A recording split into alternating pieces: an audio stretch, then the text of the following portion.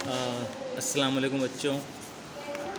ہم جیسا کہ میں نے آپ کو سلیبس کے اکارڈنگ بتایا تھا کہ 20 نمبر کے جو 10 سوالات آئیں گے اس کے بارے میں آپ کو بتاؤں گا سلیبس کے اکارڈنگ کہ کون کون سے وہ سوالات ہیں. جیسے روبائی میں کل کتنے مصرے ہوتے ہیں؟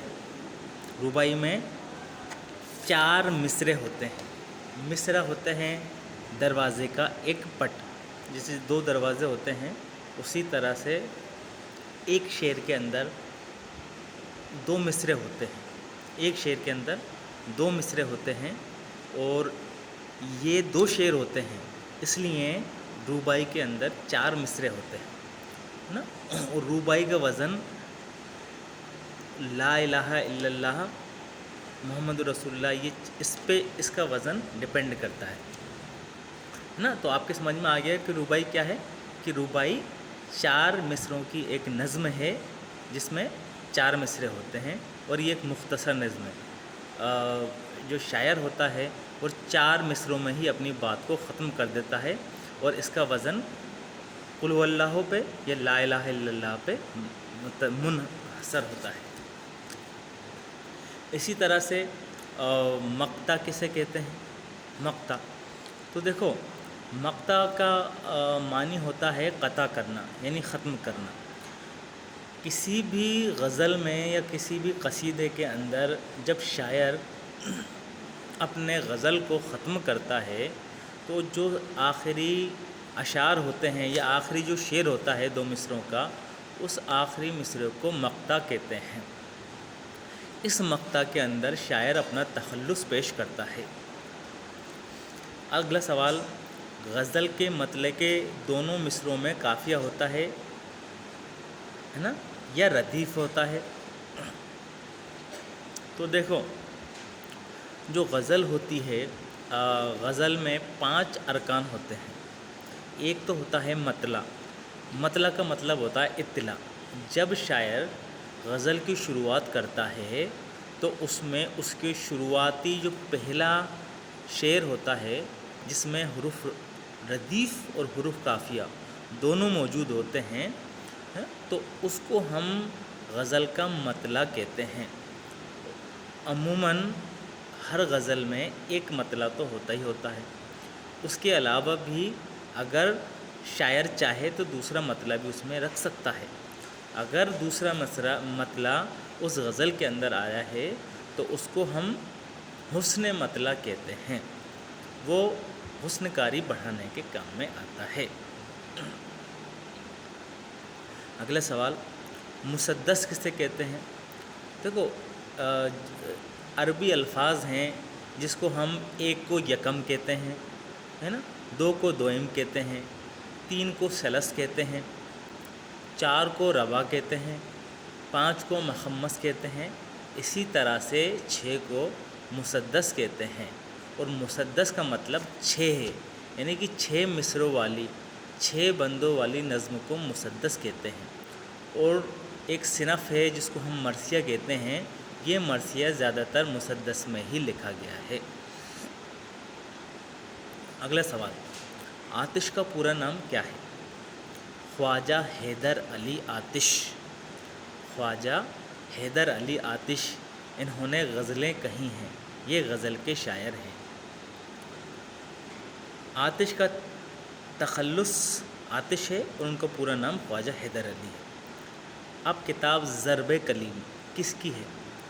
جو کتاب ضرب کلیم ہے یہ علامہ اقبال کی کتاب کا نام ہے. علامہ اقبال کی 4 کتابیں ہیں. شروعات سے جو ہے وہ ہے بانگ درا، دوسری ہے بال جبریل، تیسری ہے ضرب کلیم اور چوتھی ہے ارمغان حجاز. اس لیے اس طرح سے جو ضرب کلیم ہے یہ علامہ اقبال کی ایک کتاب کا نام ہے. اگلا سوال، کتاب عود ہندی کس موضوع پر ہے اور کس کی ہے؟ کتاب عود ہندی ہے.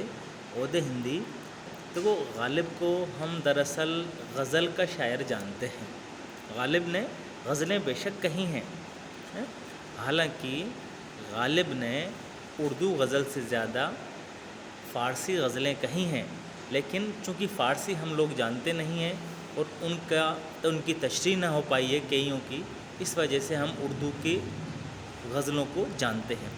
مگر غالب نے پروس میں یعنی کہ نثر میں بھی طبع آزمائی کی ہے. انہوں نے خطوطوں میں اپنا مقام پیدا کیا ہے. خطوطوں کے جو مجموعے ہیں وہ دو ہیں. ایک عود ہندی جو ہے یہ غالب کی خطوطوں کے جو انہوں نے اپنے دوستوں کو اپنے بزرگوں کو جو کچھ بھی خطوط لکھے ہیں ان خطوطوں کے مجموعے کو عود ہندی کہتے ہیں.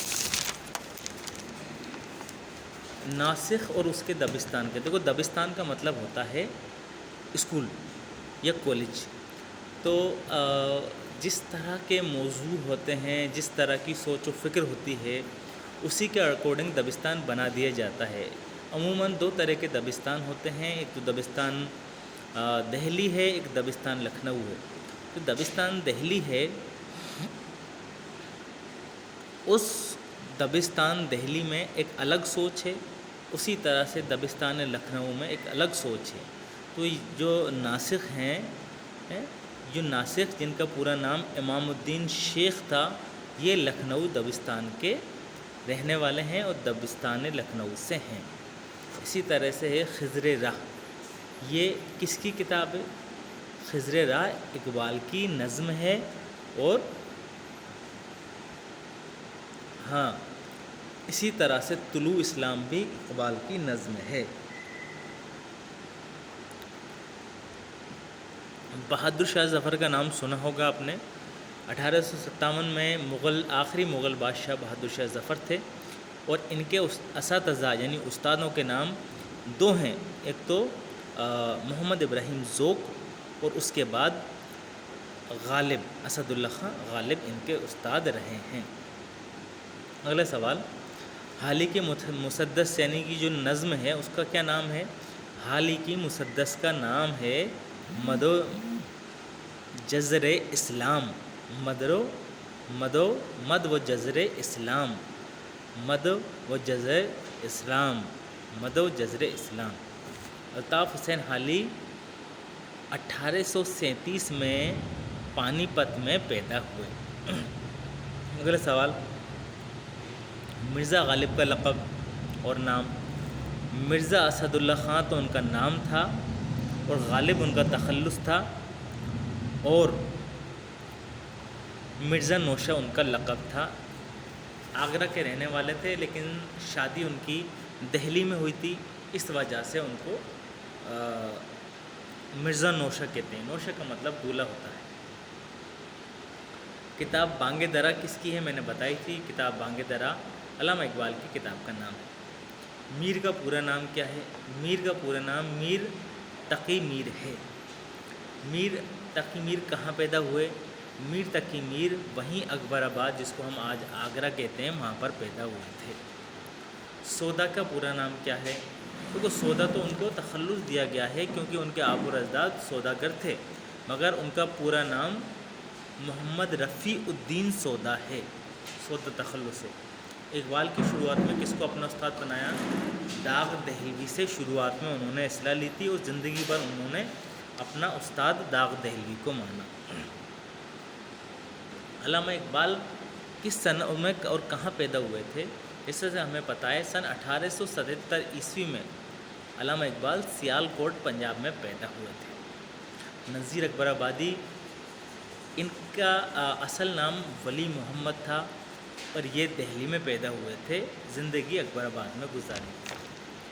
اردو غزل کا شہنشاہ میر تقی میر کو کہا جاتا ہے. اردو غزل کا شہنشاہ کسے کہا جاتا ہے؟ میر تقی میر کو. شمالی ہند میں اردو کا پہلا صاحب نصاب، صاحب دیوان شاعر کون تھا؟ شمالی ہند میں فائز دہلوی پہلے صاحب دیوان شاعر تھے. جوش ملیک آبادی کی پیدائش کہاں ہوئی تھی؟ جوش ملیک آبادی کا اصل نام تو شبیر حسین تھا، اور ان کی پیدائش 1894 میں ہوئی تھی۔ کون سا مغل بادشاہ مرزا غالب کا شاگرد تھا؟ مغل بادشاہ جیسا بھی میں نے بتایا تھا مرزا، ہلو ہلو، السلام علیکم۔ وعلیکم السلام۔ ہاں جی بولیں۔ ہاں وہ میپنگ نہیں ہوئی، میں نے بول دیا ان کو وہ دینا پڑے گا، پھر میپ ہوگی، میپ تو میں نے کر دی تھی، کے وائی سی نہیں ہوئی، اب 1-2 دن میں ہو جائے گی کے وائی سی، ہے نا۔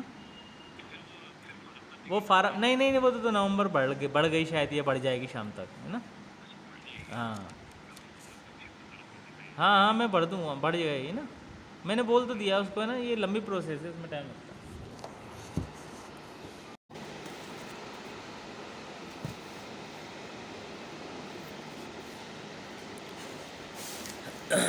میر کے ہم اثر شاعر کا نام رفیع سودا تھا، اور میر اور سودا کو شاعری کا عہد زرین یعنی کہ ایک سنہرا دور کہا جاتا ہے۔ حیوان ظریف کس کو کہا جاتا ہے؟ مولانا الطاف حسین حالی نے غالب کو اپنے استاد کو حیوان ظریف کہا تھا۔ ظریف کا مطلب ہے کامیڈی کرتے تھے وہ، بہت اچھا ان کا سینس آف ہیومر تھا۔ کسان نظم کس کی ہے؟ تو کسان نظم جوش ملی آبادی کی ہے، جس کی تابش میں درفشانی ہلال عید کی، یہ مصرع کس سے لیا گیا ہے؟ یہ مصرع بھی جوش نے اپنی نظم کسان سے لیا گیا ہے۔ ٹھیک ہے، یہ چھوٹے سوالات ہیں جو 2 نمبر کے آتے ہیں، 10 سوالات آئیں گے، اس کے بارے میں آپ کو بتاؤں گا، ہے نا۔ کچھ سوال آج بتا دیے ہیں، کچھ میں آپ کو بعد میں بتاؤں گا۔ ٹھیک ہے، السلام۔